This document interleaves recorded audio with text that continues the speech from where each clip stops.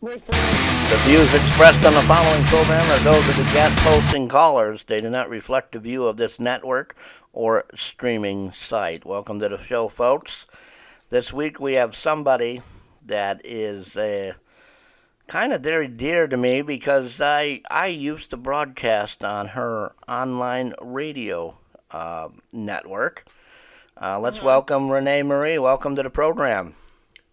You're kind of broken up. Okay. What You're, about now? that's better. That's a lot That's better. better. Yeah. All right. Welcome to the program. Well, thank you. Thank you Uh, for having me. let's start with how did you get into this field and why? Oh, I was born. I was born with it, Wade. When where I grew up and stuff, and back then it was like, don't let anybody know, don't tell anybody. I mean, my family, pretty much embraced it because it was in past generations, right? But I had to keep it quiet. And then as I became a teenager, um, I kind of like started doing actual like investigations with my friends, but my friends could never figure out how I knew certain things or what was really happening. They had a clue, but nobody said anything. And I just continued um, being me, but kind of like undercover, right? Until about maybe 12 years, 13 years ago, I kind of realized, this is it. This is not who I am. To hide this, I want to help people. And in order for me to help people, I need to bring myself out and let people know. So every year that I get younger, everything becomes a little bit sharper, and I gain more to my abilities as far as um, things that I never even felt or knew could exist, but it does. And that's pretty much it. So it's pretty much all my life. Now, when you say you were born with it, this is an innate talent. This is a kind of thing that you've always had. Always. Yep. Now, what kind of psychic would you say you are? I know you do paranormal investigations, and that's how we met in this field. We, as I said earlier, used to have a wonderful radio network that I was a big part of.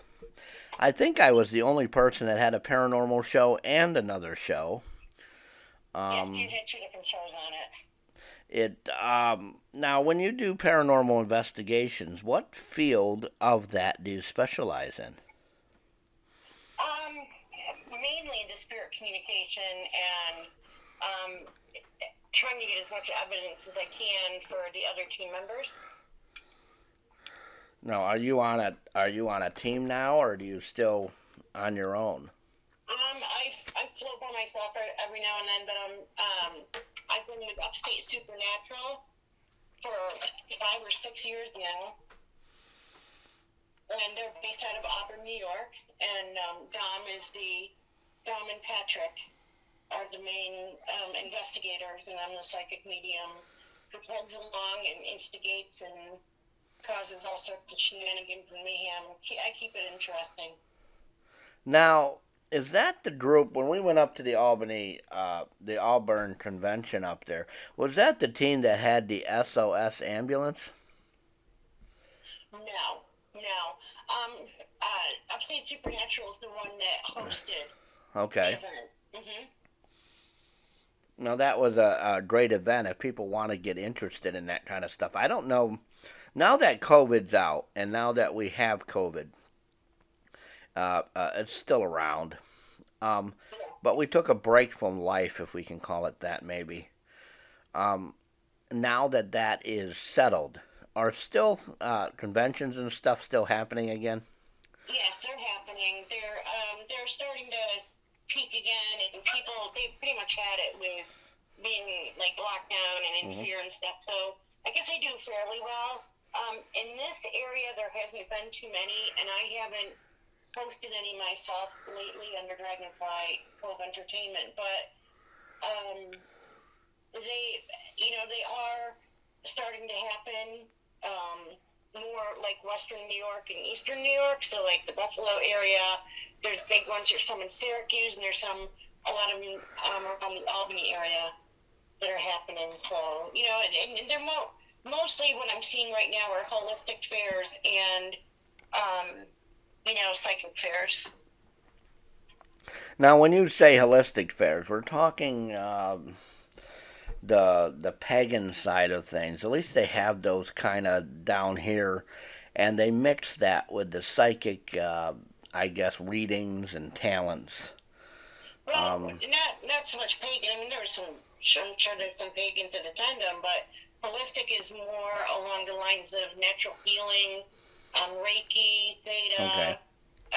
doing all sorts of, the crystals and crystal therapy, biomats, stuff like that. When we talk about holistic, we're talking about health. So it's more of a natural health approach. And, and your psychic mediums are there too. Because a lot of them play more than one role, right? They, Oh like yeah. myself, I do Reiki and Theta and the TPT tapping therapy and all that. What are those? Let's tell for our audience that doesn't know what we're discussing right now. I know a little bit about Reiki. I don't know. Maybe I know about the other ones. As I've always said, I may know it, just not what it's professionally named. Let's get into some of those things. Now, you're a Reiki healer, I'm or a Reiki master, so I can, I'm the highest level Reiki that you can do. I can also teach it. So that's a level 3. Reiki master is a level 3. so you're But not it's only a just practitioner, you're also an instructor. yes. And now, what was the other one? Beta something? Theta. Theta is another form of energy work that also entails a little bit more with the level of consciousness and envisioning to be able to assist in the healing process. See, I don't consider myself a healer. Nobody is a healer. We are healing facilitators because when it comes down to it, your body and you are the ones that are going to heal your own body. Mm-hmm. I'm just a conduit or a facilitator of the universal energy flow that's going to help you and your body to do what it needs to take care of itself. Do you see what I'm saying? So Yeah. I really have an issue when people say that they're healers. You aren't healing anybody. It's that person's free will and their own body and them that are healing themselves. So we're just conduits of universal energy. And whether it be chai, whether it be Reiki or anything like that, just because it's like say it was from India or China or Japan, which is where Reiki is from, and chai is from China, right? Mm-hmm. It's all fairly similar in using of the universal flow of energy. Now, when you say universal flow of energy, we're talking about energy that's in the universe, not like from a god or divine power. Correct. Now, Correct. You're using the energy of the universe. Yes. now, how is that used in these things? Now, I know Reiki or Reiki and Chi or Chai, however we wish to say it, is the energy of your body's basic powers or strength to manipulate or structurally change something in the body. What does the theta and the other thing do for the body? So for our listeners, so they know what these things can do for them and if they're all right and stuff. Because I believe they're all right, but I know a lot of people are very skeptical. You don't want somebody who says, "I'm going to give you my energy." Mm-hmm. You don't want anybody else's energy. There's such a thing as ethics and boundaries, right? So you don't want anybody's energy because you don't know what kind of energy they have, right? Yeah, yeah. And you don't want somebody to transfer universal energy to you if they have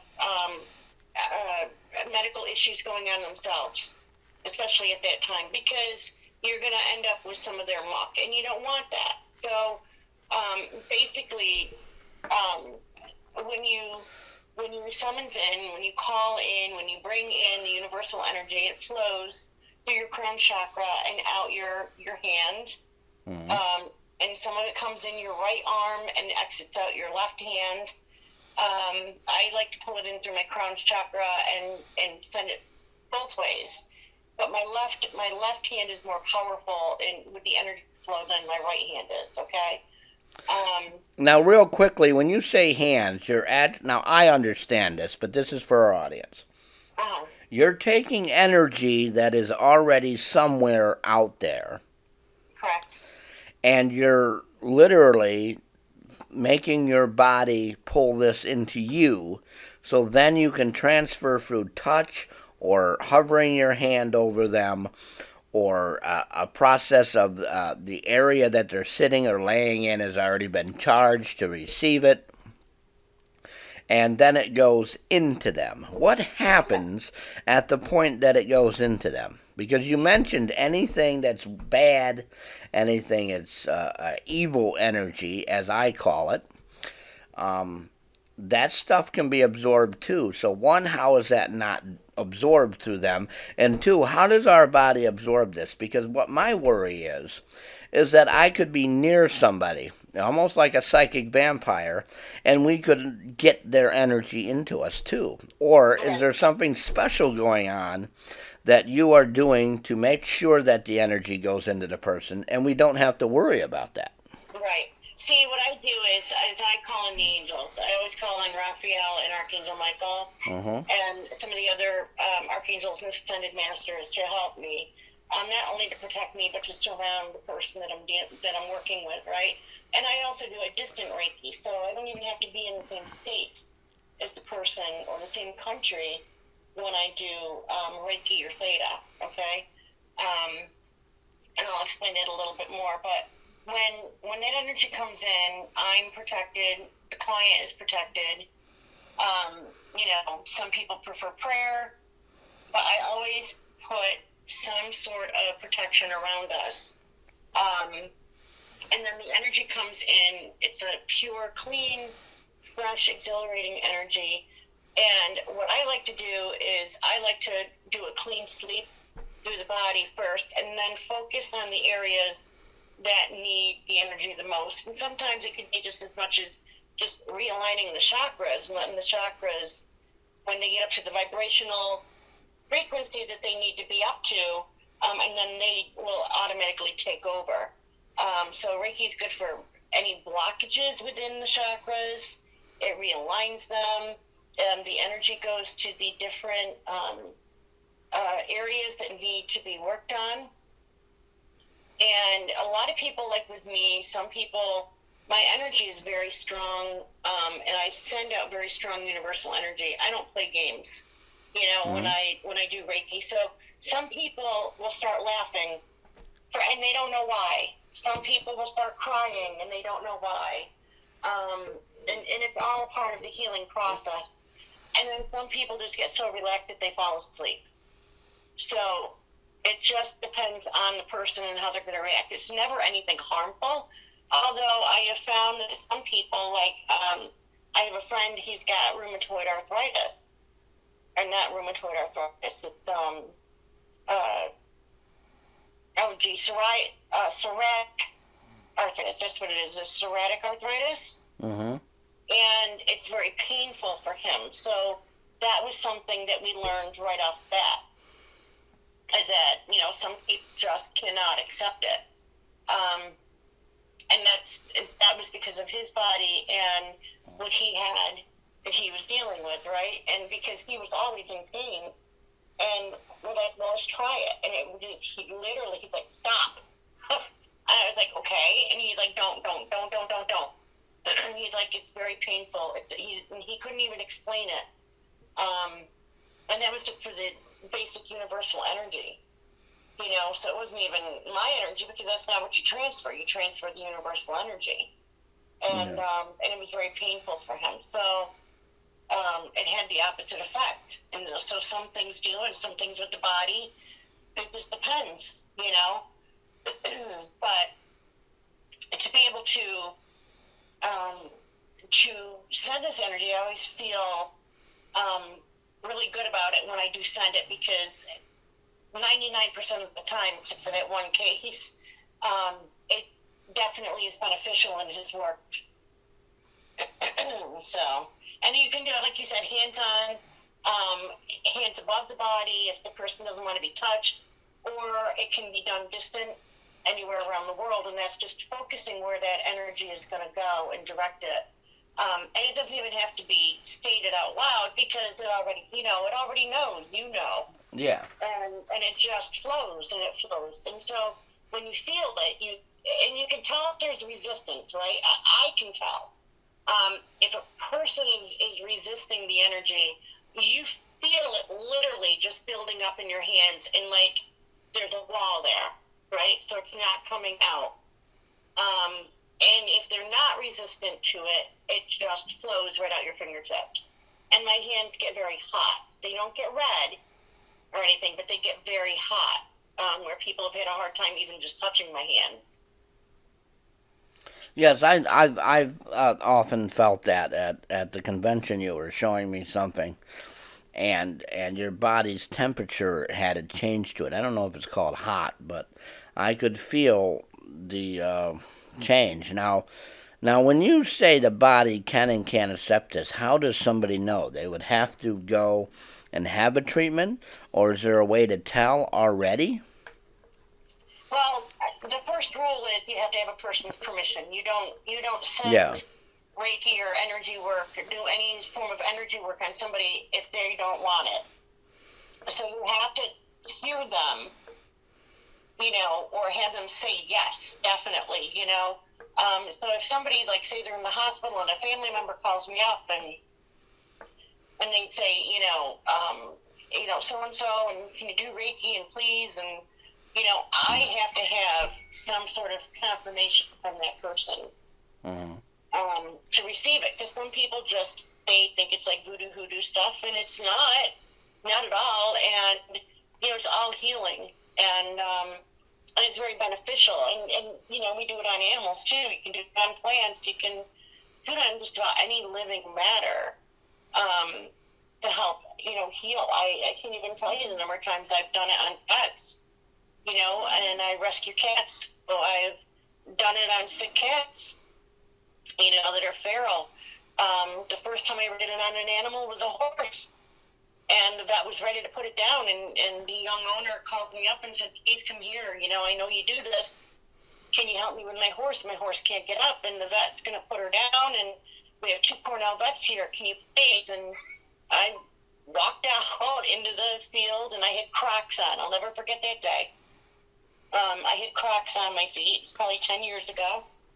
And I walked out in cow or horse muck Hmm. with my Crocs on out in the field, and there's this horse just laying there.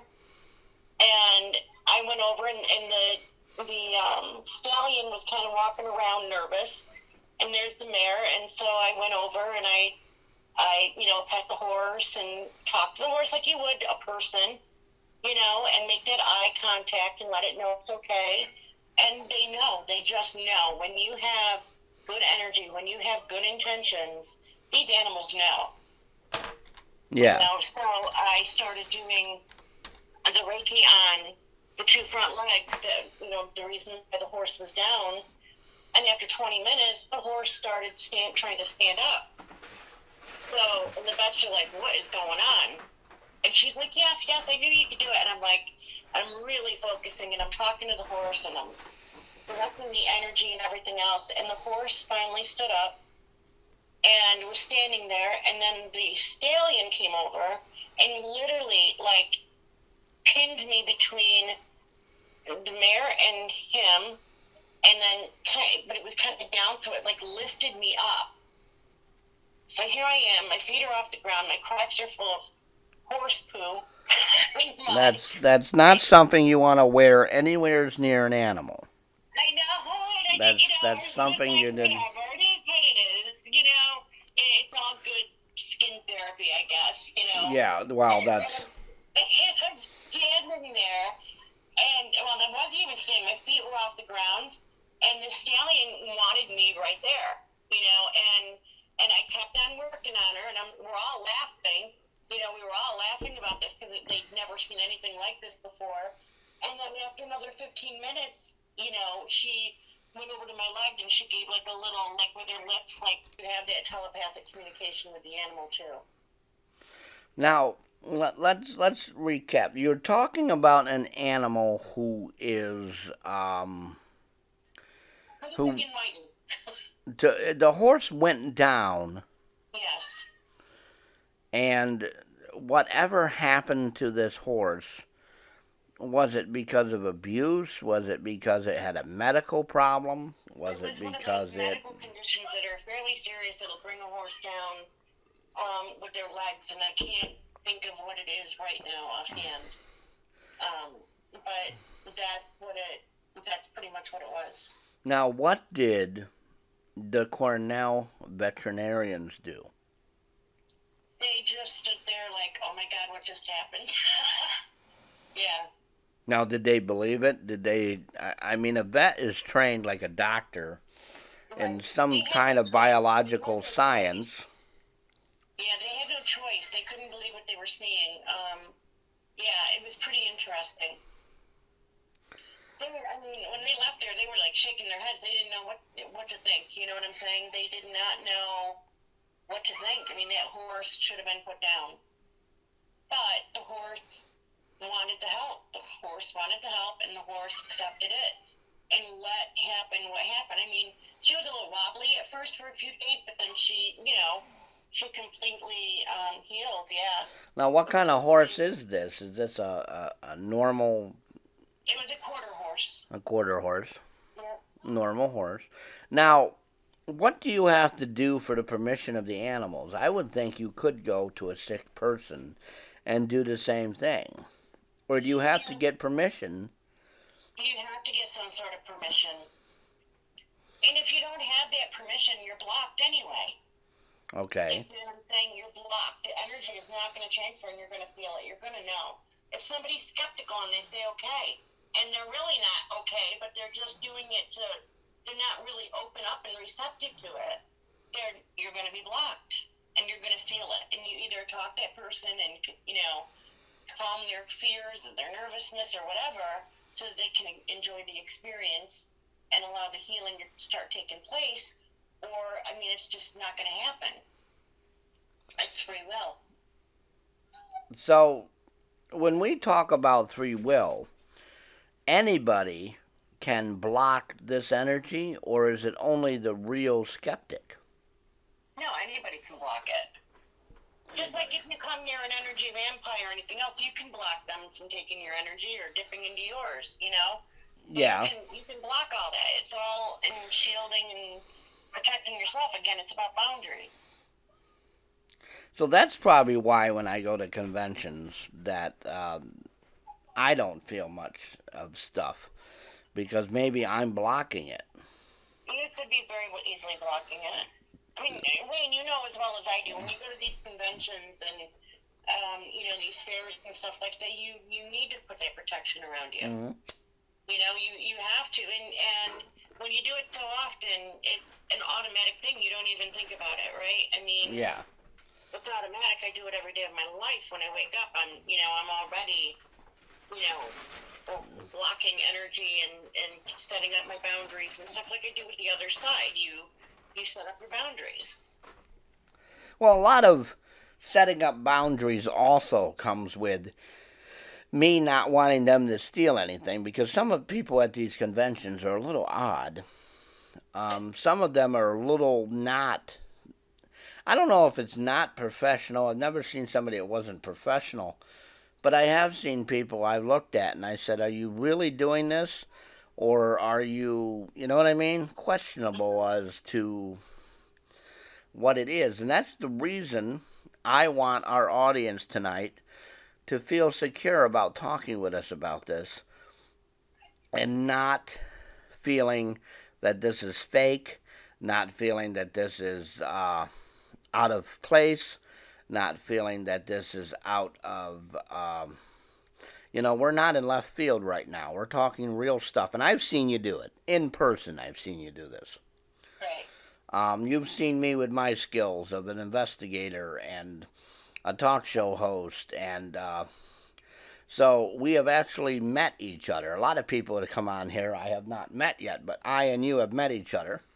Correct. Um, Now, when we talk about this stuff, since we're talking about skepticism, what are things that we need to look for so we know this person is legitimate as well as they're not doing it out of other resources? I'm sure, as we saw at the convention we were at, there are people there that just want to take your money. Yes. They know how to use the power, they know how to use the skills, if you would. So, how do we get a clear thought of what this person is so that we could adequately use their skills and benefit from them? Right.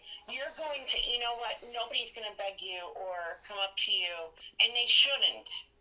If they're authentic, they're not going to, like, psychics aren't going to go in your private message box and say, oh, I'm a psychic medium and your energy is blah, blah, blah, and I'd like to give you a reading and, this is what I'm charging. No. Somebody No. who is authentic and does this energy work and stuff like that, they're not going to chase you down. They're not going to, you will be drawn to the person that you're meant to have work on you. You will know. You yourself will know. You might not understand how you know, but your soul will bring you to the person who you are supposed to be with. And that's how I look at it. Because you know what? I'm just gonna be upfront and honest. Wade, everything with spirituality has become this big charade thing, and Yeah. The same thing with energy work and stuff. It's all gotten It's gotten commercialized. Commercialized. It's gotten entertainment wise because they're trying to match the television. They're trying to match what they see on TV, and they want to have that popularity, when really they need to sit back and realize the television is there for ratings. It's not there for customers. Well, I want to say it's more of a fad. So everybody's jumping on the bandwagon, and then it loses the body, the consistency of what it was before, because everybody's doing it now because everybody thinks that they can make money, right? So people are jumping on. So when it comes down to it, you will know if somebody is authentic or not because you will be drawn to them. And that's just simply it. You will be drawn to them, to have them, whether it be a psychic medium, whether it be an energy worker, or a paranormal investigative team. Even like a doctor, a physician, a mechanic, a lawyer, you are drawn to a specific person for a reason. Yeah. And that's how I look at it, if people go to my website and they come on, the first thing I say is, welcome, you are here for a reason. You came here now for what a reason is your you were drawn. what is your website? Go ahead and plug that real quick. Oh, it's www.angelic-comfort.com. Yeah, angeliccomfort-.com. No, it's angelic-comfort.com. Okay. So, when you go up to this website, you're already introducing them as they've been there for a reason. Yep. Yes. Yeah, nothing's by coincidence. When they come in, they're drawn to my page for whatever reason. Now, do you get a lot of customers, or do you get a lot of people that are curious and they become customers? Typically, if they come across my website on the internet, a lot of the times they're drawn to it and they don't know why, but usually they become a client. They go through, they look at, what I say on the first page, they look at what I have to offer, they, look at my credentials, they look at, some of the, when I need to update some of the references, of what people have written and stuff like that. But, basically you're drawn to somebody for a reason, and your soul typically sends them there. So I don't go out, like I'll put promotions and stuff on my pages, but like I said, I'm not going to go up to people and say, I'm a psychic medium and I'm going to do this, blah, blah, blah. People just, they know. Now, when you have customers, What if somebody wants to do this, whether they want to get into the field, whether they're already in the field? What's a good thing to look at for customers? And the reason I ask is because, like you said, a lot of psychics want your business, will advertise themselves, and try to pull you in like fish. Right.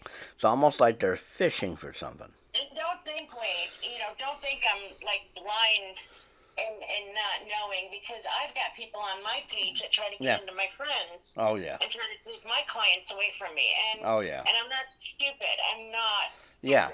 You know what I'm saying? But that's the business world. That's how it works. And you know what? My clients aren't going to leave me. No. Because we have that connection, we have that bond, and and I just laugh, and and the next time I talk to that person, I just carry on a normal conversation, and let them think I'm naive, let them think I'm dumb, but I'm not stupid, I'm not, and Now, does that happen? Does that happen often? Because I see it a lot at these psychic fairs, where people go to each and every one of them, and I stood there for 5 minutes and watched it. Each person probably gave something different. Then they'll come up to you, and their whole attitude will change, because I think they realize that you are real and the others were just trying to get their money. Well, I mean, there's some, like, the events that I hold, the people are very good. I always make sure that I check out their credentials. I know them personally. Yeah. I make sure that they're on the up and up, because I would never do that to anybody. No. And then this way, giving the people an option, a choice, right? An authentic choice. But it does happen, and I mean. But I'm just talking in general, because there's probably tons of these psychic fairs all over the place. And for our listeners' sake, what should we do at these psychic fairs, and how should we be able to pick somebody and a whole group of these people? Don't be afraid to go up and start talking to them. Mm-hmm. And feeling out their energy. You know what energy is. Yeah. Everybody can tell. Everybody can tell whether a person, whether they're going to jive or not, right? So, and watch the eye contact. Watch how they give other readings. How are they giving other readings? Are they watching facial expressions? Is the person giving out information like the client? Are they giving out too much information? And the psychic is going based off of their reactions and their comments. And a lot of times when I have new people, I tell them, I don't want to know anything about you. I just want to know your name. I don't want to know your age. I don't want to know your birth date. I don't want to know any of that. And I'm going to look at you, but I'm not going to look at you. And I don't want you to jump in and start telling me, oh my God, let me finish. Yeah. And then we can discuss. Because to me, that's important. Yeah. That's important in doing authenticity. And it doesn't mean that they're not going to start crying or you're going to hear gasps or anything like that. But I won't make the eye contact with them during a reading intentionally to show them that I'm not going based off of them. Yeah. Well, a lot of times that's because there are people that do that, and I want them to have the best experience that they can possibly have. And a lot of times I'll end it with a quick Reiki session. I'll ask them. So even the ones that I do, whether it be in an event or whether it be live video or a phone one, I will do Reiki at the end if they want it. Just to close out the whole session. Now, is this typical of people coming in that they have closed minds? Because that's one thing I did not like about the two conventions we went to. It's almost like everybody has a closed mind and they're looking for a reason to believe. And then you have another group of people, normally the afternoon group of people, that will come in that'll believe anything you tell them. I could have told them that we had an alien in a jar and it's invisible, and these people would have believed it. I mean, it's the afternoon group that came in. The morning group came in like they didn't believe anything. They wanted to see something, and it was a little more enjoyable for me.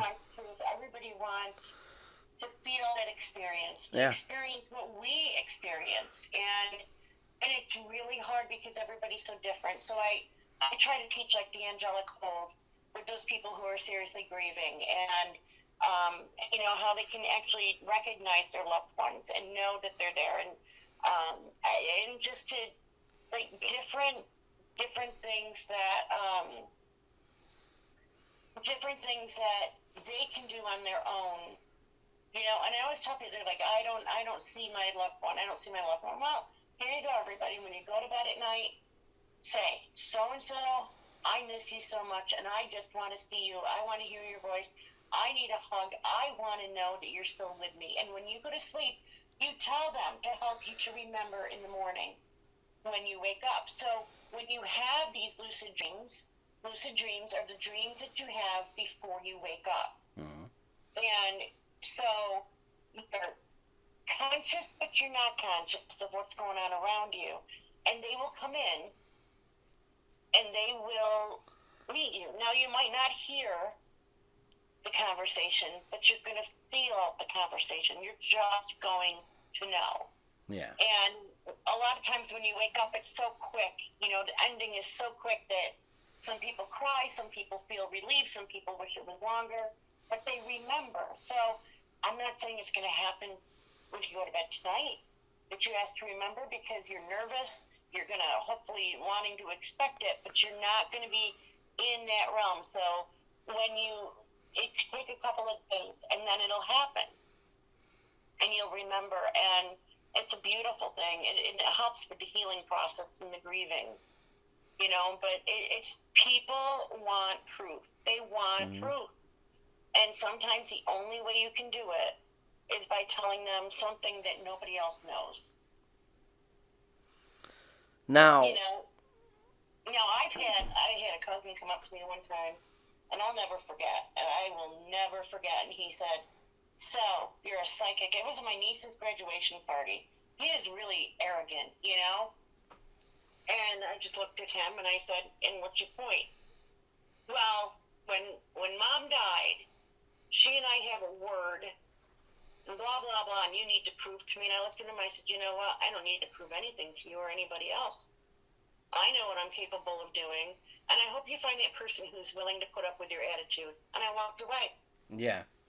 And I walked away because I'm not putting up with it. I don't have to, on the spot, prove anything to anybody. No. Because I know who I am. I'm comfortable in my skin, and that's all it is. Well, I think it's a lot to do with the commercialization, like you said, of the field. I think people want to hear some proof that they saw on TV.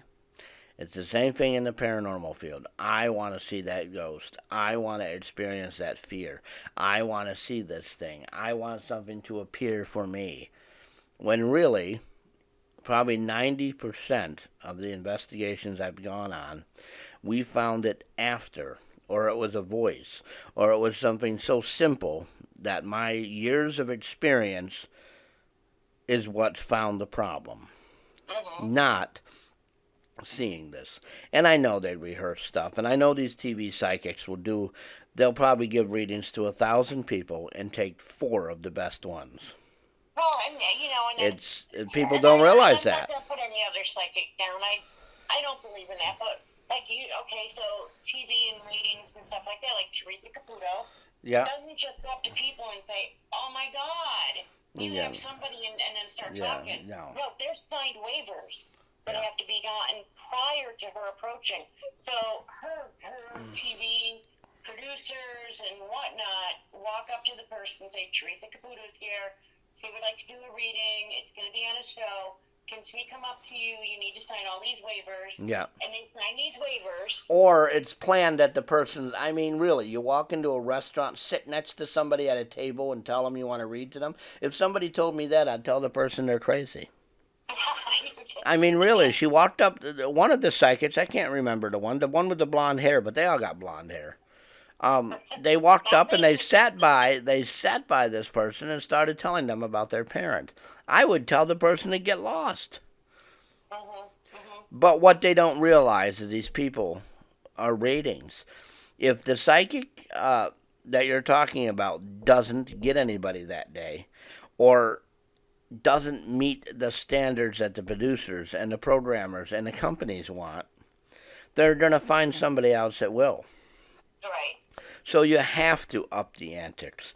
You have to do something that the other TV show is not doing. It's like when I worked for the circus. You gotta do a headstand on one hand, standing on 4 chairs because the other guy did it on 3. Right. You gotta meet that thing. You gotta have a tiger trip you up and almost fall down in the cage because the other guy didn't do it. He didn't make his tiger act interesting. Though you're talking about horses and walking through a field. Well, my horse never goes to the bathroom in the ring when they were performing. The other act did. Look, I'm better.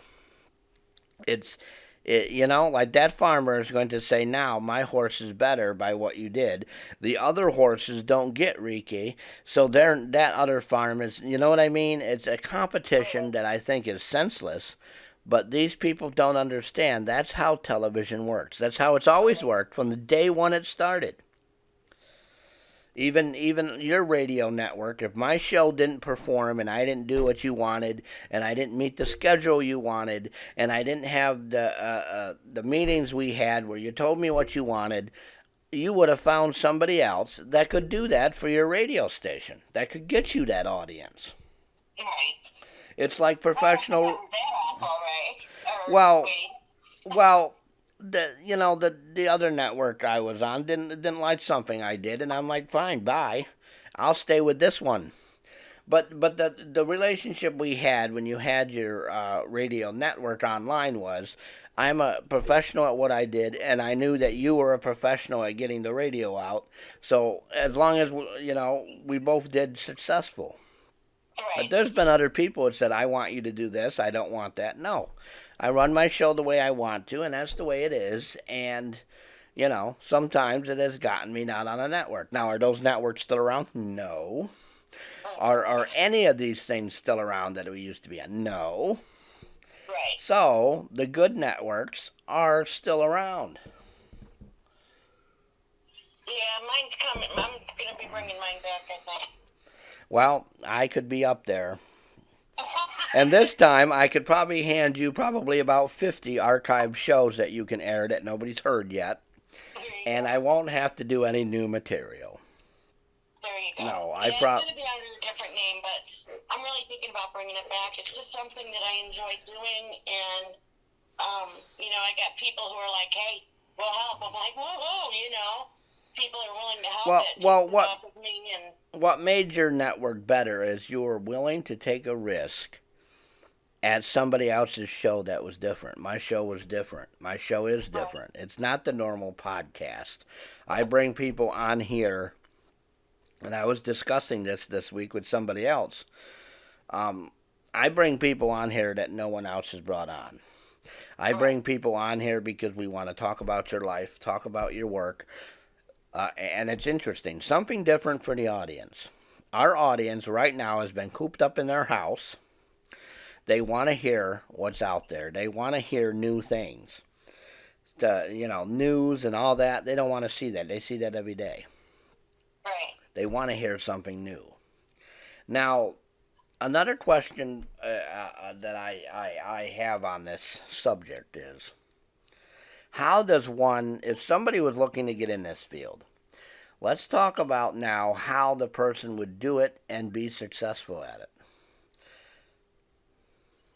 Get into doing what, the psychic mediumship, the reiki? Yeah, the reiki and everything that you do. Because personally, I would think, isn't there insurance involved? You're touching people. Isn't there, you have to have, references maybe. I find it... I do waivers. Like when I use my biomat, certain people cannot use the biomat, right? So if you have lupus, if you have cancer, if you are diabetic, if you have MS. Now, what is a biomat? A biomat is basically, it's a huge heating pad that's the length of the body that lets off EMF. heat. All right, so the heat is EMF, and then it has crystals, like 60 to 100 crystals, depending on the mat that you get, that help block that EMF, but it radiates the heat to go through your body to help work on healing. Mm-hmm. So when people use it, those that I mentioned cannot use it, and they have to sign a waiver stating that they don't have any of those, disabilities or diseases or you know what I'm talking about. Yeah. Like MS and lupus. You don't have any medical conditions that's no going medical to conditions that are be it. mentioned Yeah. because it will have an opposite effect, or it will contradict whatever treatment that you are using. Now, what do you do for them? You do something different for them? You just turn it on. No, they have to go with the reiki or anything like that. They just can't use the biomat. Oh. Right. So when I was set up in the shop in Auburn, with Lorna's shop, and I used to go up there and do reiki and the biomat, and I used to do readings and stuff up there. The people, they had to sign a waiver and you had to be honest about it. If you weren't honest about it, it covered me. Yes, some people get the insurance and everything else, but I always did the waivers. Now, the waivers really hold up in court? I was always told a waiver covers you for that moment you did something, and then down the road if somebody really wanted to push something. Well, I don't know.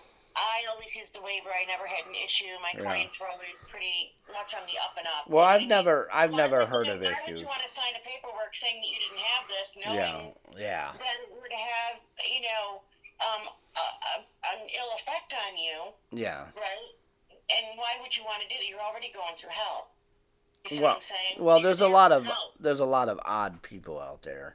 There are a lot of odd people, but then again, this is where discernment comes in too. Yeah. Right, and we use that every day of our life. And luckily, in this field, there are people that are honest. There are people that are willing to be honest with us and not, screw up themselves. Right. And I've never heard of anything gone bad. I've never heard of anybody suing somebody. And I could just picture it. You walk into the courtroom and say, this person uses energy from the universe and psychic tarot cards, and they did this, and the judge would look at him and go, you willingly went to him, get out of court. Get out. I cannot picture any judge, on TV or otherwise, that's going to believe that you took powers from the universe mysteriously and tried to heal somebody, and then the person had an ill effect to it. They're going to say, both of you are nuts. Get out of here. This is wasting time. They'd rather listen to the person that had a tire fall off when the mechanic put it on. Right. Then, I would assume maybe that's how the money's made. I don't know. But now let's go into the... Well, hang on a second, hang on. Is there a link that you can put underneath in the comments where people can listen in? Because there's some people that want to listen in live. You can go up to You Now. But they can't hear you. On You Now? No, they can't hear you if they're not on the link. Well, they can go right under my profile and see my live show right now. Oh, really? Underneath your profile? I believe it's right there under my profile. Hang on, let me look. I believe some of this audio got mixed up here, but I will. All right, I got it. I'm gonna put it on my page too. Because my thing is streaming okay. It just glitched and then it went back to okay. So I'm fine on the two areas where I'm watching. I'm fine. Nobody's having any issues that I know of. I just put it on my page too. And while we're doing this, a good hello to Will, Linda, Holly's up here today. A good thank you to our friend Hollywood over on You Now. It just invited 324 of their friends over to the show. We have a Hakami Mao, if I said it right, is listening to the program tonight. They come in weekly. And if Tom is listening, We have Tammy listening. If you want to be uh, spoken to about listening to the program, you know what to do. You come in every week and you take part in our program. Right. My website, folks, it's www.iambrotherwade.com. Our phone number now, we're going to open up the lines, is 607-238-3816. If there is a audio problem, which I think there might have been during the horse story, so we might tell that story again. You can always refresh your page if you're listening to us in a chat room, or you can see our archives on my YouTube channel. We have many shows up there as well. So we're going to open up the phone lines. Hopefully we'll have some callers. And in the meantime of doing that, a question comes from you now is, you're talking about, I think they're trying to ask about certified. They're asking if you're certified. So this is an interesting question. How do you get certified in this? Is there a board you go in front of? Is there your psychic meeting? The reiki and other stuff? Oh, the reiki, you have to take the classes. There's 3 different level classes that you take, and each one gets more expensive. It's not an inexpensive course to take. So you get Reiki level 1, Reiki level 2, and then Reiki level 3 is where you are a Reiki master and you are able to teach others and certify them. So yes, there is certification within Reiki. Now, where does one go for this? Do we find somebody like yourself, or you can find somebody like me? They're all over the place. If you a lot of your metaphysical shops, if you even go there and ask, then they could refer you to somebody. 9 out of 10 chances they know who is and who isn't. So, and they might even have their own Reiki practitioner there who is a Reiki master level certification. But there's places all over and people all over that offer. Like I said, it's just blown up. You know what I'm saying? It's just blown up. Now, when you go for this master level, like the market's almost oversaturated now. Yeah, no, well, I've always thought there was a lot of, almost too many of something. But when you said master level, is it like martial arts where you've done it for 10 years and you've studied under 2, 3 different people, or is it a level that's within its own system, like the Wiccans have masters, but it's within their own little groups, it's within their own little sections? No, you take the courses, and when you're done with the courses and you pass the courses, you go through the attunements and everything, and you meet your Reiki guide, your Reiki master on the other side. Mm-hmm. So you will be brought to a meditation and an attunement that will help you to meet who is your Reiki master on the other side. And you will see them, they will acknowledge you, and then the attunement starts, and so you have 3 different, attunements, major ones that you go through, and the last one for the Reiki master to close it out is the biggest. Now let's for somebody that like me, I don't really know what this is. So what is these attunements? What is this meeting, this helper, if I would call it, maybe? Right. What is this process? What actually happens when you do this stuff? Like, go through like what the test is like, and is it like a road test for tractor trailer where you have to know the entire vehicle and know what to do if something happened? Or is it like... pretty much. I mean, you need to, you go through, there's like bookwork and paperwork that is throughout the courses, and then you practice on each other. You practice with your Reiki master, who your instructor is, and you go through this process, and it's like a test. You're constantly being tested, but at the end, you go through it and you answer their questions, you do the work, and then you become certified. Have you ever met anybody that's ever failed? No, not really. No, Would that be a reason why it's so much in the field? That it it's might very possible. too many people are allowed to do it. It's like these people that have rocks and stuff and crystals. There's too many of them. Yeah, Everybody there's a lot. everybody is a geologist now and a professional on crystals. Oh, it's like I said, it's just everything gets oversaturated Is there because it's a fad. is there Becomes a anything you could fad, do and then it about that? loses.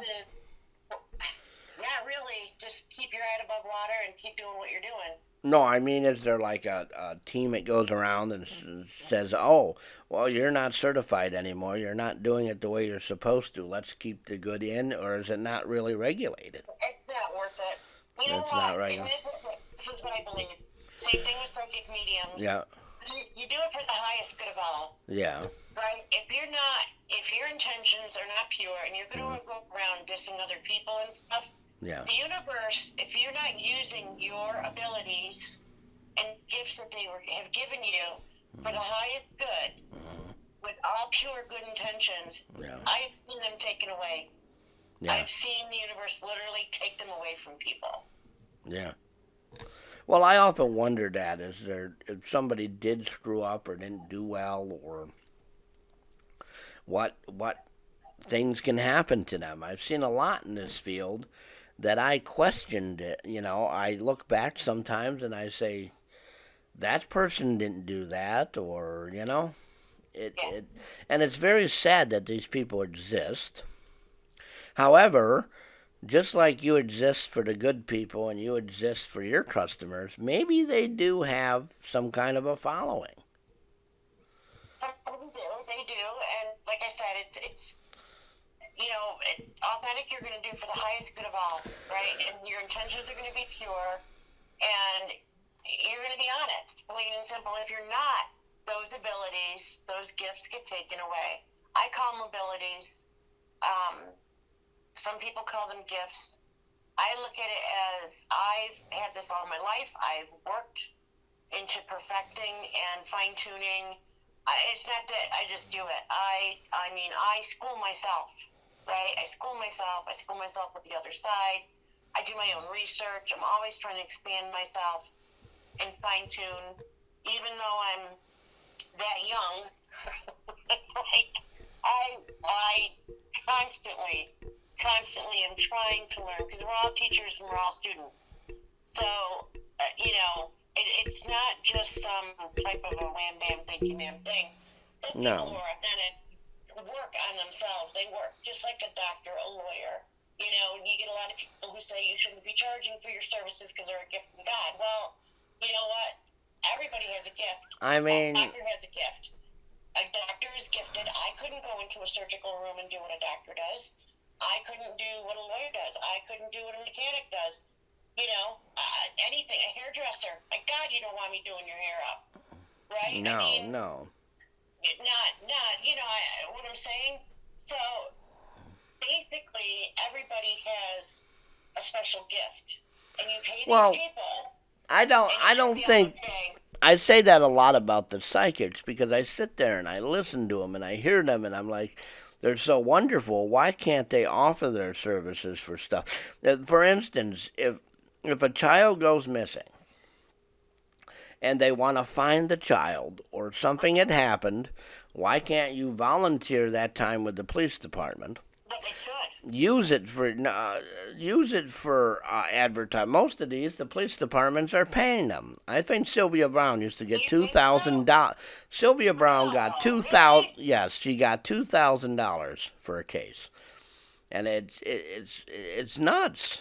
Now Yeah, I'm so not no, speaking bad I've about done her. missing persons cases, and I work with a private investigator Yeah, in my local area too. And I've never, ever, yeah, ever requested money or taken money because that's giving back. When you give back, you receive, yeah. right? So, and with something like that, I would hope somebody wouldn't charge for me because Well, that's just wrong. well, It's just wrong. yes. I've seen it and I've heard it. And the person that told me about Sylvia Brown, now I realized she was on TV and got some stuff wrong. Um, but I've seen some of the stuff Nobody's that perfect. is good.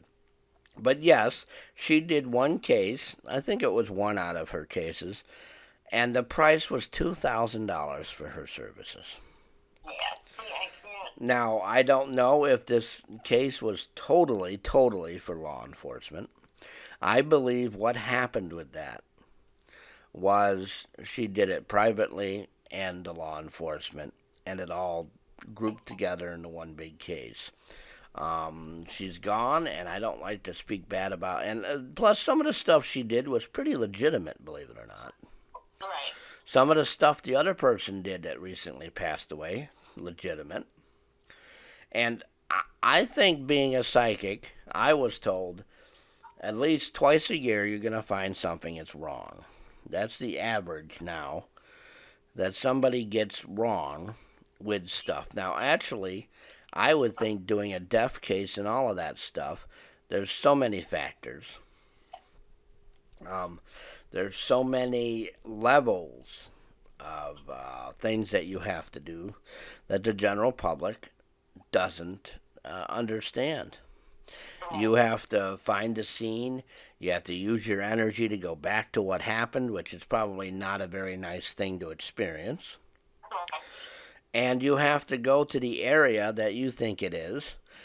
Um, I, I don't know. I would think law enforcement would want something from the person saying they're okay because that stuff is going to be used in court. Right. And just like the court case of somebody suing something, the judge is not going to look at you and say, "This lady had a dream last night of what happened, and we're going to use that in court." That doesn't quite work that way, that I know of. Now, you said you did this. What kind of cases have you done? I've done a couple of missing persons cases. Um, the one that I've been working on with the investigator for a couple of years now. It's kind of tricky because other law enforcement is involved and things have been pushed off by the main law enforcement, and to be able to get what needs to be done to get to where the body is now Yeah. would be very difficult. So, but we hold out hope because we know where it is. It's just that um, it's kind of a touchy case. And Yeah. I've done one where a girl I believe it was in Missouri or Kansas, I can't remember. It was probably like 10 years ago, and the girl came up, and I described the vehicle and the vicinity, and they did find her, but it was already too late. Yeah. And that was all within a matter of 2 hours. Yeah.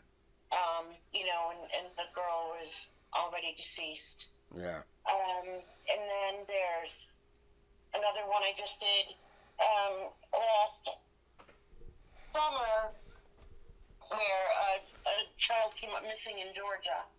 I'm a teenager, and they were able to locate him. So there's just many different cases of missing persons that I will work on if they approach me. Or there was one last fall where I actually contacted law enforcement. My sister contacted me and said, "Renee, look at this. This man's missing. He's elderly." And this was up in the Adirondacks. He's missing. Can you help find this man who was like 89 years old? And so I tapped into it, and I sent a message to the law enforcement, to the sheriff's department up there in that county. It happened to be my hometown area. And I said, this is where, this is who I am. And, you need to look here, here, and here. He did not go there. He is near where there is some sort of like tall towers. He's off the road, possibly a dirt road, but there's towers visible from where he is, tall towers, whether they be windmills or, and they were white in structure and everything else. And so he called me within 20 minutes. He called me up, and he's like, "I've never done this before. This is new to me. Can you please give me some more information?" And so I did. I gave him the information. I talked to him for a little bit, and he said, "Can my deputies call you if they need to?" I said, "More than welcome to." And and within an hour they had located him. And he was off on a dirt road. His vehicle had broken down. He had been missing for 2 days, so he was a little lethargic. Actually, no, he was in an accident. So he was a little lethargic. He was dehydrated. They did find him, and he is fine. And visible from where he was were like the big, like cellular towers, like a bunch of tall towers up there in the Adirondacks. So, and he was fine. He got a little confused, didn't go where he was supposed to be going, and had this accident, had some minor injuries, and but they did locate him, and he was fine. So, yeah, so I mean, just stuff like that. I would never ask for money, ever. And like I say, I always feel that we're always provided for. So when you do good for others, it does come back to you. Yeah. And when you need it. You know, it's like going to, you know, God, I want to go to Dunkin' Donuts. I want a frozen coffee. You know, I really shouldn't because they tight, but I'm going to go. And you get there all of a sudden and it's like somebody already paid it for you, right? I mean, it's that type of a thing, but I mean, you still pay it forward. So I always feel that things are paid forward. But with my clients, of course, you know, I receive because it's an energy, and money is energy. Now, how much do these services go for? What should there be a price range we look at? Is it like a car where there's a definite, or does anybody charge? Or and the reason I ask is because I'd like our audience to know what to look for. What you know? If somebody's saying $100, another one's saying 150, another one says 80. You know, what should we look for? And then what the prices should be, or is there all over? I used to do $25 a reading, and then, but that's what I was getting for clientele. Yeah. Right. But then I felt I'm worthy of more. Uh-huh. And so I increased my prices. Some people were like angry. A lot of people think they're fairly fair, and I could go higher, but I keep it within a range that most people can afford. And so I won't, you won't see me saying I'm going to charge $300 and something for a reading, because, you know, some people can do that and it's great, and some people charge more than that and that's great. But I won't do that because I do want to be accessible to anybody who can. But I don't, I don't undervalue myself, because it is time, it is energy. You know, if you're serious about a reading or my energy work, then you're not gonna complain, because I know what I'm capable of doing. Yeah. And I'm me, and I'm confident in what I do. And I can attest to that because I saw it, and I've known you for a long time. Right. And you can contest what I do is I don't do it much anymore, but I used to do tarot. I was taught how to do it. But some things came up, and I said, I don't, basically like you said, it's saturated. And I don't feel like putting up with the stupid world of the psychics. Now, that's in my own area. Probably if I went somewhere else, I'd do a lot better. But there's a lot of politics involved, I guess you would call it. And there shouldn't be, right? I mean, this is what I'm saying. When you get people taking clients away from people or whatever, like coming right Well, that happens with auto mechanics. You go to the tire shop, and the Meineke guys want you. I just keep my nose clean, and my clients know. They know what I'm capable of doing, and word of mouth gets around, and what little advertising that I do. So, and that's it. And when they meet me, they know my energy. They can tell based on my energy. My energy is very strong. I mean, you know that, Wade. Yeah, and, it's almost like an in-your-face energy, and some people can handle it, and some people can't. Now, is that something you've learned or something you were born with? That's just me. Oh, sure. Now, really quickly here, before we start to end, how do people, if they want your services, if they need your services, if they're drawn to your services, how would they get in contact with you for them? They can do it through my Renee Marie Psychic Medium Facebook page. They can do it through my website, which is angelic-comfort.com. They can, if they're on my personal page, they can instant message me. Email is angeliccomfort@yahoo.com. And that, if you do my website, it'll automatically go to that. So I'll get the notification for that much quicker from my website. Will notify me quicker than the regular email because it's Yahoo. So, And we need you to make an advertisement for our podcast here again. I think I'm going to. I think I'm going to have you and another 2 people on here advertised every week. thank you. I think I would. I used to do that. Well, you used to give me the advertising bundles, and I used to. Yeah. And I was very successful, for all of you who are listening, at getting the message across for somebody. So the advertising is very, very good on this show. Now, if they want to get a personal appearance one, what do? They just go up to your site? Because I know you said you can do it from afar as well as your studio. Is there a difference in...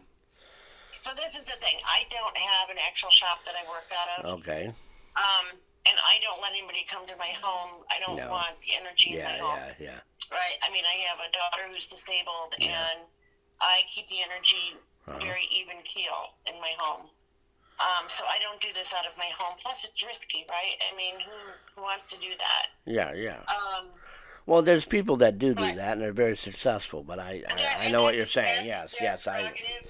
I have for years thought it was. Yep. Special needs, and I don't allow. Yeah. I only allow certain people or very few people in because of the energy, and I'm very, very staunch about that. And if I'm at an event, sometimes I will go to you, but it entails a little bit more of a fee because of traveling gas. Yeah.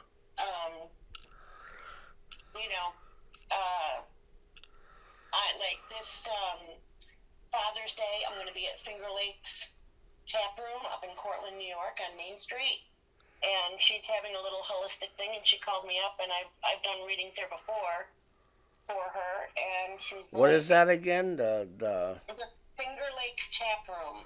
The Finger Lakes Tap Room. Tap Room. Tap Room. Yep. And where is that? We can go ahead and plug her. It's in Cortland. It's Cortland, in Cortland, New York, on Main Street. On Main Street, okay. Uh-huh. And I believe that's over by the railroad station somewhere. Not too far from it. It is a little bit of ways from it, but not. It's probably like a mile and a half away. And there's also a museum down there, like like we have one here like that. It's a house or something of a famous person's mansion. It's down there. Yes. Yep. You mean the 1890 house? I'm not sure what it's called, but yes, it's a. It's the 1890s house, so it's about a mile from that too. Yeah. It's kind of in between them. And you would right take on Main Street. Main Street's a one-way street, so if anybody's coming, if they get off of 81, and they come down onto 281, you're going to be turning left onto Main Street, and it's like in that first block on your left-hand side towards the end of the first block. Yeah. If you're coming up through 13, I recommend getting on again to 281 and then turning right onto Groton Ave and come to the Main Street intersection of Groton Ave and Main Street. Turn right onto Main Street, and again, it's on that first block on the left-hand side towards the end of the first block. And if anybody's It's beautiful. I mean, it's this big tap room where they have different wines and stuff, and they do wine sampling. and they do the wine slushies. And when I was there last time in the last winter, beginning of winter, and I was there, and some of those wine slushies are pretty good, And she's reasonable at the time because COVID was, still kind of like in the mix. People, she stopped serving food, but there's like New York Deli is across the street, which is phenomenal, And there's a pizza place somewhere down there we went to once. Yeah, there's all sorts of pizza shops and whatnot up in Cortland, yeah. And Cortland is up towards Syracuse, for those of you who are not in this area at all. Right, it's between Syracuse and Binghamton. That's right. If you get on the highway, when you get past the Marathon exit and go through that stretch of, I believe, low-energy haunted highway there. Because every time I go up there, it seems like it's a 2-hour drive, and you lose time and everything. I can tell you stories. No. Let's talk about Lafayette from Preble, right? From Preble to Nedro. That's time warped, man. That is time warped. What about if you're going up? That's because of Native Americans have done something there. Well, it's the same thing with my town. They said there's a curse, you can't leave. Well, if you go up to if you take Preble and you go in a straight line over the mountain, you will end up in Ithaca. Mm-hmm. Out there by Ithaca, there's a large area. And if you go the other direction, you'll end up in Elmira. Elmira has the Battlefield State Park. Right. And it's a direct line across the hill of all of it.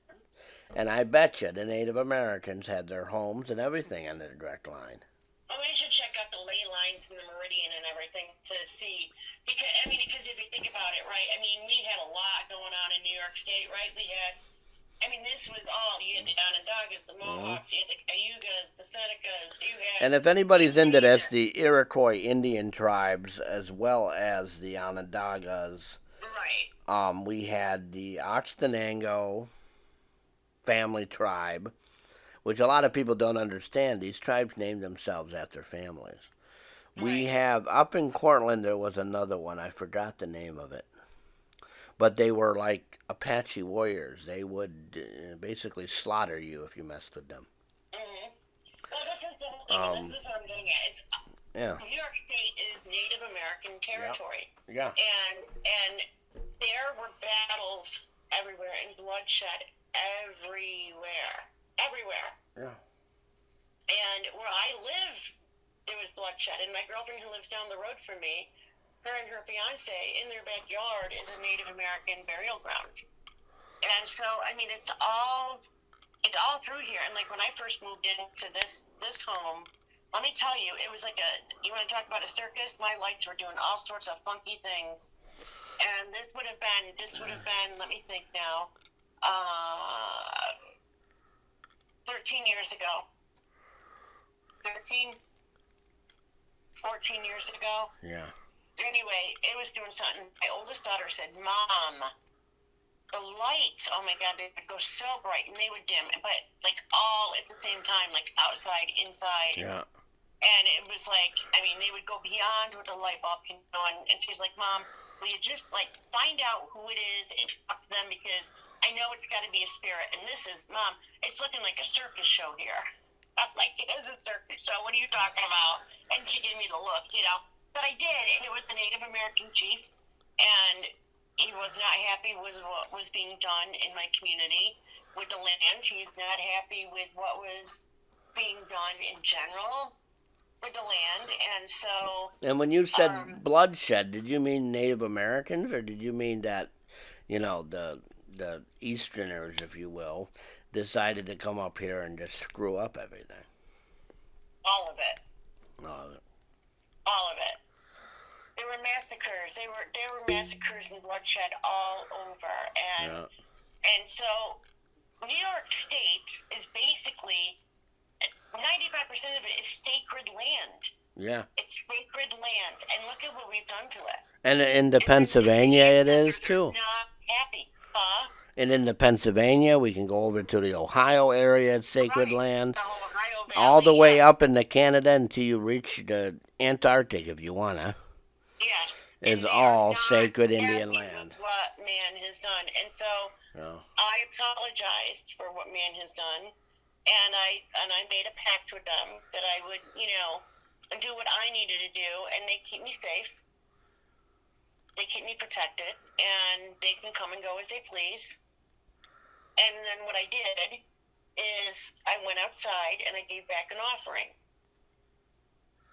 And I did the tobacco, and I planted bulbs, and I'm outside and I'm on my hands and knees, and then I kind of like, like on my knees, and I kind of like straightened up, and I put my arms out like I do when I'm summoning in or whatever, and I spoke what I needed to speak. I gave them thanks and asked for their protection and their undivided love, unconditional love, and I would return that, and the wind picked up in my yard only, and my neighbor, she was watching out her window, and my hair's blowing all around, and the one tree was just blowing like crazy, and she's looking all around, and nothing else is moving, and she was like, oh my God, what is she doing?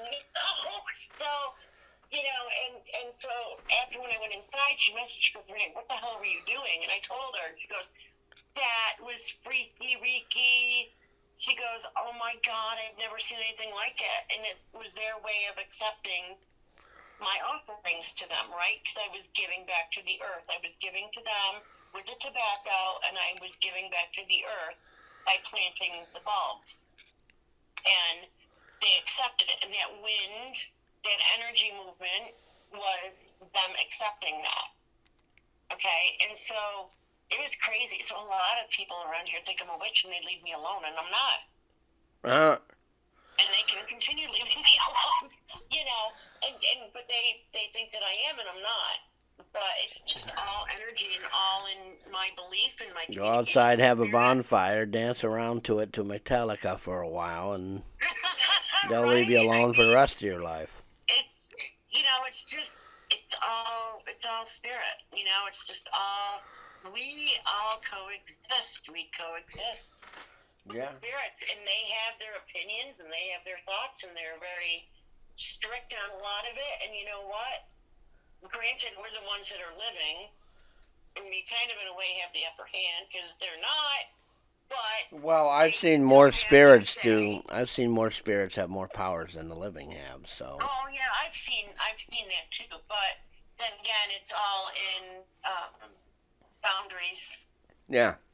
Setting your boundaries, and also not having fear. When people have had fear, I've seen some really serious shit happen. But it's always in control. You're always in control, and that's what people have to realize. You're always in control. But the minute I did that, all the stuff stopped. My house stopped doing its funky stuff, and my oldest daughter was very happy at that point. She didn't call me Renee for a while again. And that's it. I mean, it's it. All my children have some sort of abilities, including my youngest, who's adopted. Yeah. Now, when you say it's all Indian territory, for the ones that are not familiar where we are here, we're talking a large area of centralized head Indian territory. And to my knowledge, I think we're the only ones that had Iroquois up here. I believe so. You're talking major waterways. You're talking the Finger Lakes. You're talking many other lakes, the Great Lakes. You're talking rivers and major waterways. And that's why New York State was so good for the Underground Railroad, because they were able to follow these waterways to freedom in New York State. Yeah. And it was also for the Native Americans. We have a lot going on in New York. Yeah, and for the Native American and the canal systems and all of this stuff, the Erie Canal and all of it. Well, the canals were made. The Erie Canal was man-made. But I meant they made it based on other things around it, because the people lived there. They had to get their goods somewhere else. So they made a system to do it, but the people that got there ahead of them were Native Americans. Correct. At least up in the Syracuse area, you have exactly what you have in my area, a large Indian tribe that rulers and leaders and big name families lived. Yep. And Now, one the of the last woods. investigations I did, Wade, was really cool. And it involved the Native Americans. Yeah. So it was about just a little over a year ago, and we filmed it, and it was amazing. I had a fire walker there. I had a shaman there. A medicine man. I had the whole tribe there, and I called on them, and I had like Native American war music, drumming playing, right? Yeah.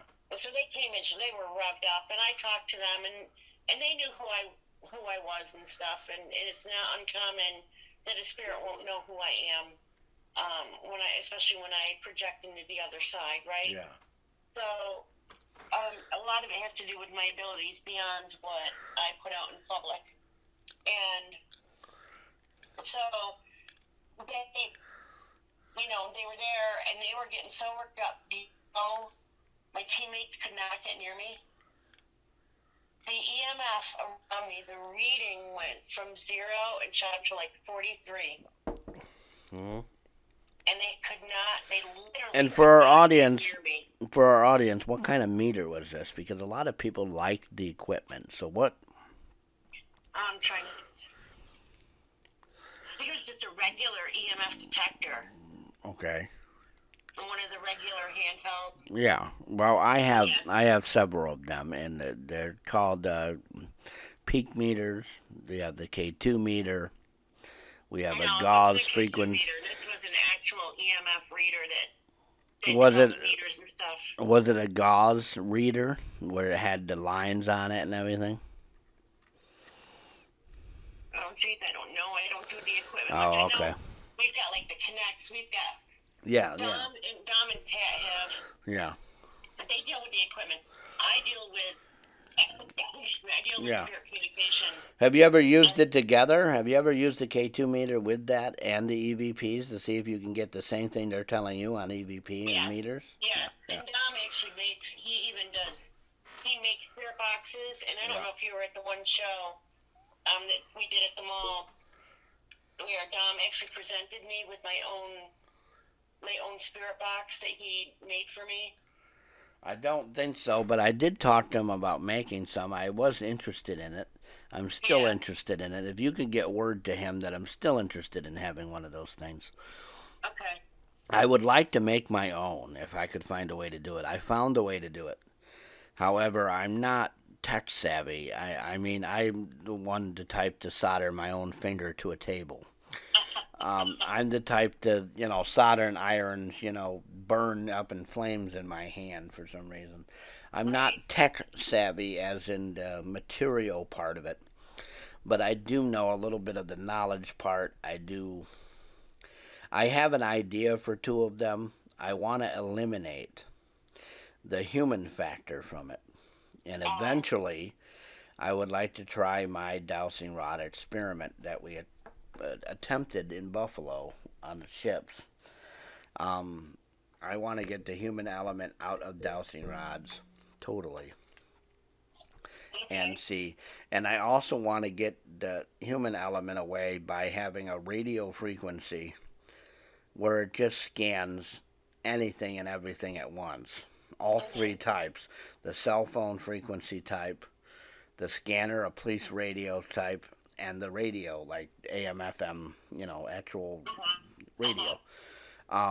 Because I believe, and I have proven this many a times, that sometimes you can pick up other frequencies and get stuff you don't.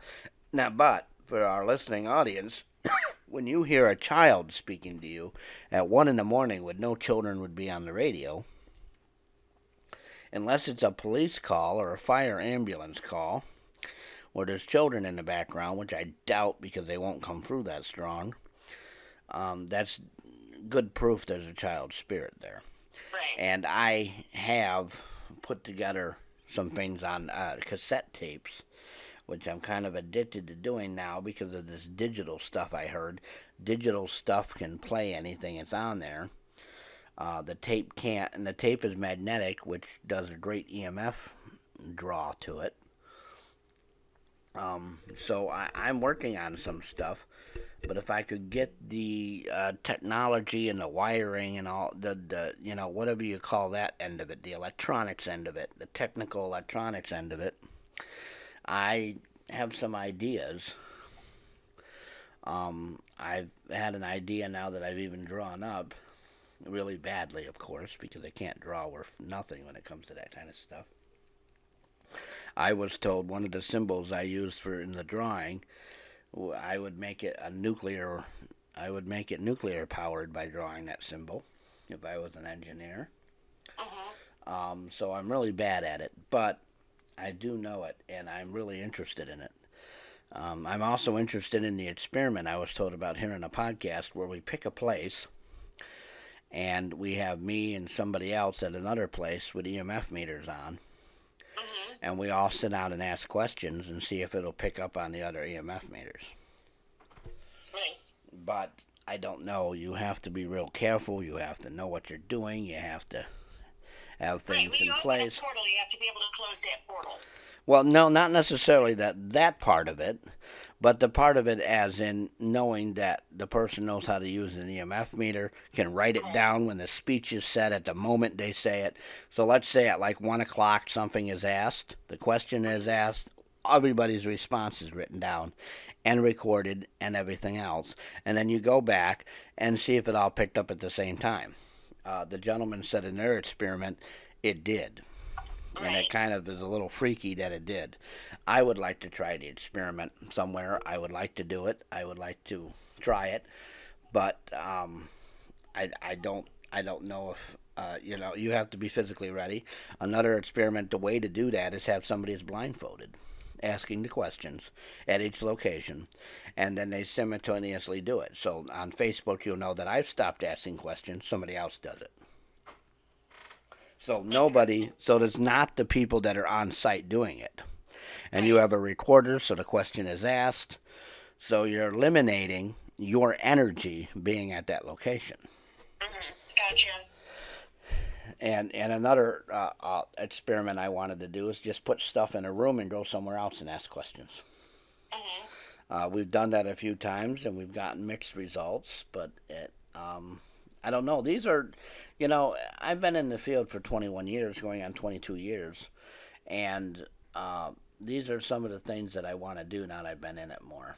And I've been wanting to get more investigations, but COVID put a stop to a lot of stuff, and a lot of places are no longer there or accepting, people wandering around them. Right. So it's been very limited down here, but if Portland and those areas have stuff, I would love to get back into it. Right. A lot of times I do my investigations either down Binghamton Way or up in Auburn, up Auburn Way and stuff. And a couple of times here, I also do a paranormal advisor also. Yeah. So, like tonight, there's a team out in Memphis that I'm close with them, and they contacted me last week in regard to a case down there. Yeah. And I do it for teams in Indiana, Memphis, different parts of. I've done it for. Now, what do you do as an advisor?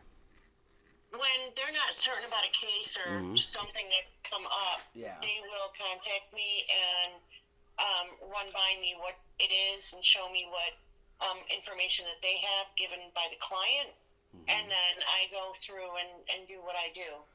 Okay. And a lot of times I'll do a soul projection to them and, give them feedback on what I'm seeing, what I'm picking up, what I'm hearing, basically a remote viewing, and whether it's okay, how they need to approach it, stuff like that. So I do that for many teams. So any point in time I could get an email or a phone call or a message, from a different team around the United States. And I've even done them for a team out in England, out in Europe. And, just different things that are going on that they're not certain of, and they need a little bit more information. I worked with a really cool team out in England that was in England. Mm-hmm. They did a case with trolls, and what drawed them to me is I know a lot about Bigfoot and stuff, um, which opened up a whole different idea frame of what Bigfoot is.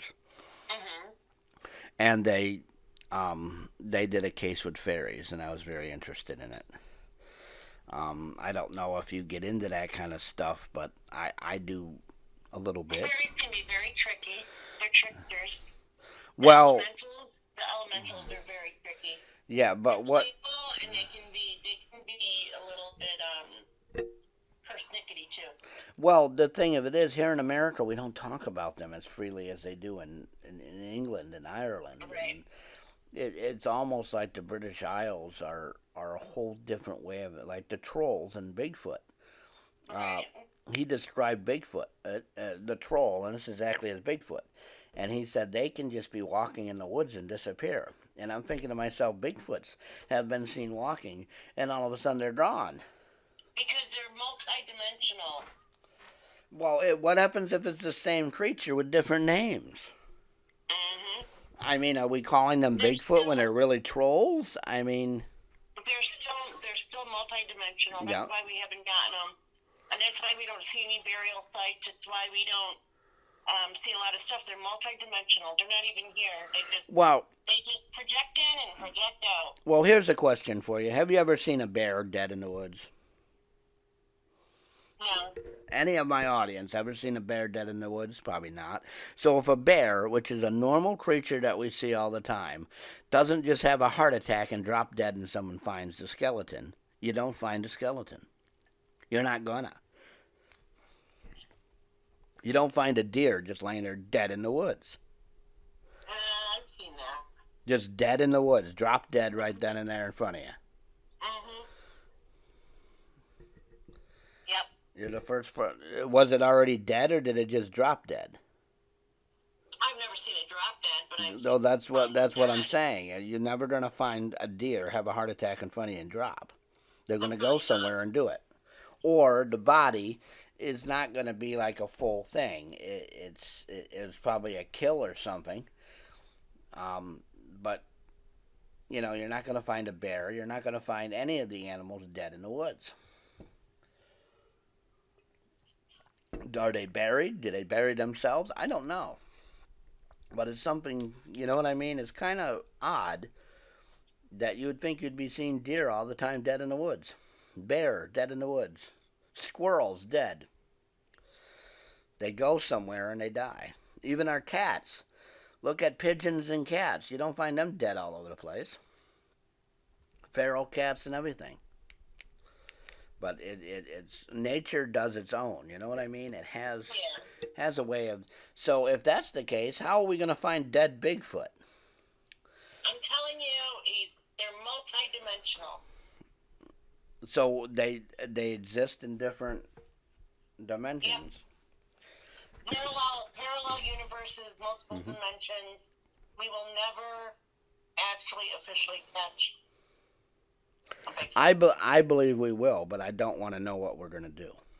Because if we Well, cannot and catch. take a look. Okay. So J.C. Johnson used to come on my show a lot, right? Yeah. He used to come on my show a lot, and he was a Bigfoot hunter. He's seen them. Uh-huh. He's been freaked out by them. Yeah. He was a great guy. He died, I don't know, like 4 or 5 years ago of pneumonia, which was really crazy. But, his whole thing, and then there was that big scam that came around, and he was going to try to pin it on some very well-known people in the entertainment industry. What's that? Because he was furious because they had to take care of the carcass.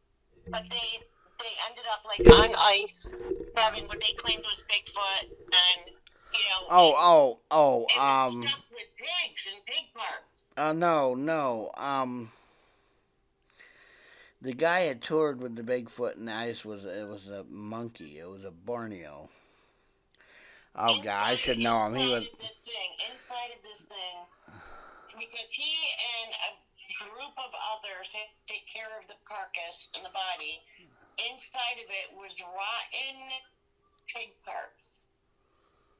It was stuffed. Yeah, what? Oh, much yeah. money. These people had gotten so much money. What? What was that guy's name? I know him because he worked in a sideshow. He appeared at a sideshow in Florida. And something happened because some animals got into the Bigfoot thing and ate it. Maybe it's not the same guy, but something. But it was the first time something has gotten to it. And another one was law enforcement were really curious about it. Like extra, I don't, what do you call that word? When they're on a case, but they don't really want to prosecute you, but they're on you like all the time because they thought he killed a real human being and stuffed it in a costume.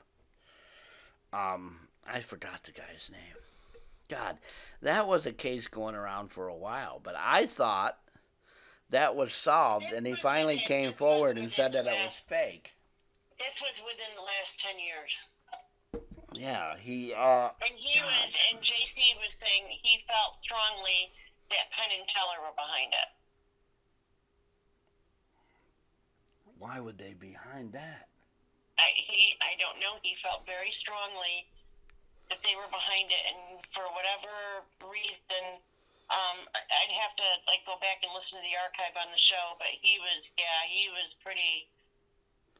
And JC was amazing. He'd seen black-eyed children and everything. Like there was one time, and I'm laughing hysterically, even though my daughter's seen one of those. They were throwing up and everything. My daughter saw one of those on the playground in California. Yeah. And she said it was freaky as hell. He lived in New Mexico, and so he lived with near the Native American tribe that's still there, and he worked with them in hunting Bigfoot and stuff. Has he ever gone to Roswell in New Mexico? Have what? Did he ever get to Roswell? I don't know. Because he was more into the cryptozoology. There's stories of Bigfoots around Roswell, like around the cities around that, whatever it is. Whatever it was then and now, it's different, but... Well, he's seen them, and he said his ex-wife had seen them. I mean, it's a really good show, and he was a really good storyteller. He would just get so into it, and you'd hear him pop. What was the show's name? Cans of beer, and he'd be drinking his beer. What was the show's name? My show. Your show. He was on your show. Yeah, he was a regular on my show. Was that guy at Auburn that you had me introduced to? And I sat there for a while talking to him about Bigfoot? No. This guy lives out in New Mexico. He lived out in New Mexico. Because there was a guy at Auburn, the thing we went to, that talked to me about Bigfoot for a while. Which one, at the mall or at the... Oh, you're talking, At that hotel thing we did. With the, all I remember is the SOS Rusty. ambulance and a few... Are you talking about Rusty? Somebody. Rusty's from Utica? He had some nice footprints and some... Utica, Rome. Yeah, that would be Rusty. He had some damn good evidence. Yeah. That's Rusty. Like feces samples and stuff. Mm-hmm. But the problem is, and I have the guy gave me the Bigfoot urine, but my problem is this. It's tested and said that it was non-primate. Well, that tells me one of two things. You have a human being, but it does not come up on a human being genome. What is it? But he had his tested. One of them came up ape, which doesn't make a damn bit of sense. How does an ape be running around in the woods of New York? Right. Yeah, and Pennsylvania, and he went to Florida. Now, in Florida, I can see a monkey running around in the thing. Okay, they could survive in Florida. They could very well survive there. Very well. You can't in New York and Pennsylvania. Now, Dave was down in Florida, and Rusty is friends with Dave. Yeah. And he would go down to Florida, and Dave wrote a book or two about his experiences with Bigfoot. Well, So one of the feces samples Rusty didn't end up in Rome. one of the feces sample came back primate. And my first thing to him was, he goes, well, it's I said, what was a primate doing in New York? And he looked at me, and I said, think about it. We have winters and we have extremely cold nights. A monkey would die in that situation. I only know of 4 species of monkeys that can live in extreme cold. Right. And they still go near, the Japanese ones go near the hot water springs. They have installated type furs. They group together. And where's their food source? Somebody would have seen a monkey running around in New York by now and called the police and shot the goddamn thing. Okay? Right. I said, there's no way if it's primate, we have another issue. And I remember the conversation being what animals could and couldn't do this. And if it is primate, what kind would it be? Why would it be? It was a very interesting conversation, and I think 2 other people got involved in it. But the thing of it is a monkey will not survive in New York or Pennsylvania unless it is cared for. In Florida, Right. my God, there's probably, oh my God, I think there's some people say there's a chimpanzee population down there. I believe it. There's snakes probably, huge anacondas in the waters of Florida that people don't realize. Right. But up in New York, it isn't going to happen. It just isn't. But now either they lied to him, or we have another problem. No, they literally go to property out. Yeah. He's in Rome, and it's out Yeah. towards Saratoga somewhere. They have property in, like, that they go on that's all woods and stuff. Yeah. Because he told me, one of these days they're going to take me out on a Bigfoot hunt with them. I would like for you to help me, and I have another friend who has a Bigfoot hunting group. I think maybe we should all plan a little excursion. I do. I think we should. Maybe we can talk about it off this show, but I think we should all plan an excursion. I think it would be very nice. Because I saw Bigfoot twice in Pennsylvania. 3 times if you count the thing that happened. I've been trying to put together a Bigfoot show on here, but I've been waiting for this person to give me a schedule because they've been very busy as well. But yeah, I have a very I don't know if you would call it a bad encounter, but it was not a good encounter. But looking back as an adult, I do believe our lives were in danger, and I do believe it was a Bigfoot. Looking back as an adult. Wow. Whatever happened, why it happened, I don't know. But looking back now, I and my mother could have, we could have had our lives taken, for God's sake. It was that bad. I've No, told to talk to Dave. Dave had good experiences with him where Dave left him things as a thank you and whatnot. See, I never got that far into it. All I saw was the one up by this guy's name, Ralphie. We called him Ralphie, his house. And then I saw one in the junkyard in this incident.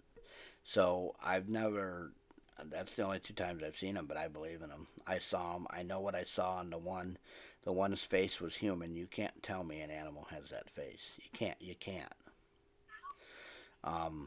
And the look it gave me, the one that we saw up by Ralphie's house there, the look it gave me was a pure shock, like it wasn't supposed to be seen, and I'll always remember that. Always remember that look. And then they disappear. And then they disappear, and there's no trace. They, like, evaporate. Well, I don't know if he evaporated, but I was told to go home, and that was the end of playing outside that day. Sure. But Ralphie would leave food for it, and it would come down and get the food. and it looked like a huge gorilla, like black colored. Wow.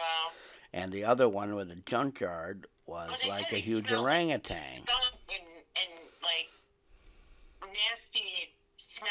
Like Well, there's if you smell if you will never ever forget if you well, smell I them. can tell you right now. I can tell you right now. If you're covered in hair and you don't bathe and shower, what's going to happen? Yeah, right? And I don't know how many monkeys you've been near. I've probably worked with more animals than anybody listening to this show has. Monkeys do not smell good either. They do not uh, do habits that uh, are nice. I'm talking throwing their poo, wiping their poo in their fur, eating it, that kind of stuff. And if this animal, Wonderful conversation. well, yeah, but I'm just telling our audience what we're talking about Right? here. If this I think most animal, people have seen monkeys. well, I don't know. I mean, you see them in zoos and they're sitting there, but I've had interactions with those things, and they're not nice.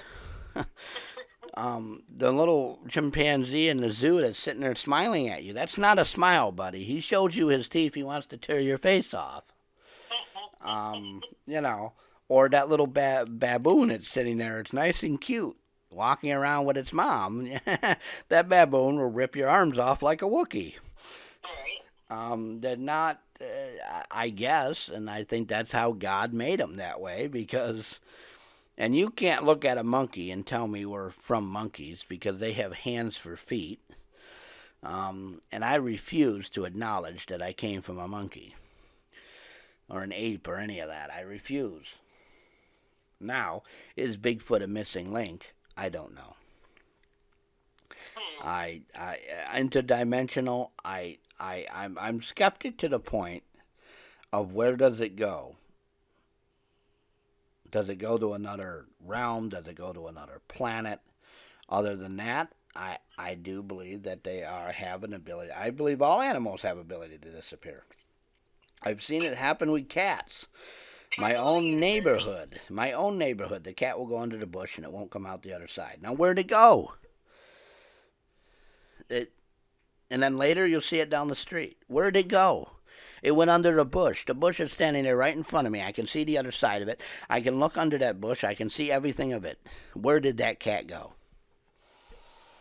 But I think it's because they can use their brain better. It's something about the brain and the way we have survival and our techniques and our gifts. I believe that they can do something different.